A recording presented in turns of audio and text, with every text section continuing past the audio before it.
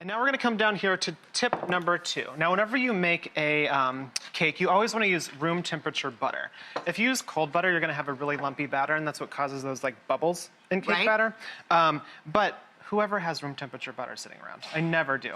I always my have it in mom the does. fridge. I think that it's a generation thing, perhaps. Yeah. When my mom was a girl, they always kept butter in a dish with a cover on the breakfast table. Oh, yeah. And so they really did always have room temperature butter and some butter in the freezer. So if you need room temperature butter to make a cake, you can either do tip number 2, or you can go to Rachel's mom's house and grab some room temperature butter. Whichever one's faster for you. So we're gonna take our stick of butter. This recipe calls for 1 stick of butter, and we're just gonna grate it on a box grater. And that way, our butter will come to room temperature really fast, right? I already did this one over here, and you can tell it's already so soft.